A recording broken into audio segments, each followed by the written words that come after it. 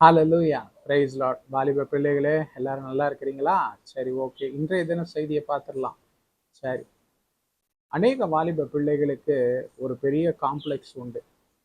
நான் இதை அச்சீவ் பண்ணணும்னா நான் அப்படிப்பட்ட ஒரு குடும்பத்தில் பிறந்திருக்கணும், அப்படிப்பட்ட ஒரு வீட்டிலே பிறந்திருக்கணும். நான் அதற்கெல்லாம் கொடுத்து வைக்கல, அவர்களால தான் இதை அச்சீவ் பண்ண முடியும். அதற்கெல்லாம் பேக்ரவுண்ட் வேணும், கொஞ்சம் இன்ஃப்ளூயன்ஸ் வேணும், கான்டாக்ட்ஸ் வேணும். எனக்கு அதெல்லாம் பத்தாது, இதெல்லாம் எனக்கு கிடைக்காது என்று சொல்லி தங்களை தாங்களே மிகவும் ஆஹ், மன உளைச்சலுக்கு அதை கொண்டு போவார்கள். அதன் பிறகு அந்த மன உளைச்சல் அநேக தோல்விகளையும் சில நேரத்துல விபரீதமான காரியங்களும் அவங்க வாழ்க்கையில கொண்டு வந்து விட்டுரும். எனக்கு அன்பான சகோதர சகோதரிகளே, வாலிப பிள்ளைகளே, தங்கச்சிமார், தம்பிமாரே, ஒரு காரியத்தை வாலிப பிள்ளைகளோடு தான் கர்த்தர் இடைப்படுகிறார். ஒவ்வொருவருக்கும் தேவன் விசேஷமான ஒரு திட்டத்தை வைத்திருக்கிறார்.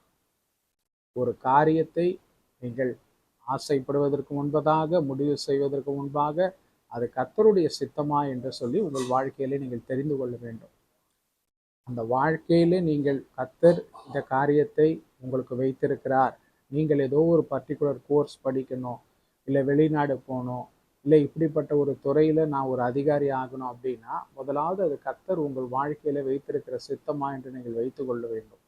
அதை நீங்கள் தெரிந்த பிறகு நீங்கள் அந்த காரியத்துல முயற்சி பண்ணுங்க. நீங்க உங்க ஆசையின்படி, உங்களுடைய சுய எண்ணத்தின்படி நீங்க அதை முயற்சி பண்ணீங்கன்னா, ஒருவேளை நீங்க அதை சக்சஸ்ஃபுல்லா முடிச்சீங்கன்னா கூட அது உங்களுக்கு நிலைக்காது. அநேகருக்கு ஆண்டவர் நம்முடைய நாட்டிலே ஒரு அருமையான திட்டத்தை, சமுதாயத்திலே நல்ல ஒரு பொறுப்பிலே அவர்களை கொண்டு வந்து அவர்களை மேன்மைப்படுத்த வேண்டும் என்று சொல்லி தேவன் சித்தம் வைத்திருப்பார். ஆனால் அவர்களை சுற்றி இருக்கிறவர்களை பார்த்து, இவங்கள பார்த்து, அவங்கள பார்த்து, நானும் அது போல வெளிநாடு போகணும் என்று சொல்லி வெளிநாடு போக முயற்சி பண்ணுவாங்க. இன்னைக்கு பாருங்க, அநேக நம்மளோட இந்தியர்கள், அமெரிக்க வாழ்ல இந்தியர்கள்லாம் அந்த நாட்டை விட்டு திரும்பவுமாய் அனுப்பப்படுகிறார்கள். அங்க வீடு, காருன்னு வாங்கினவங்களாம் அந்த ஆஸ்தி அந்தஸ்தெல்லாம் அப்படியே விட்டுட்டு, அவர்கள் பொருள்களை எல்லாம் விட்டுட்டு, இல்லை ஒரு சீப்பான அமௌண்ட்டுக்கு வித்துட்டு திடுதுப்பென்று அவர்கள் வெளிவர வேண்டியதா இருக்கிறது.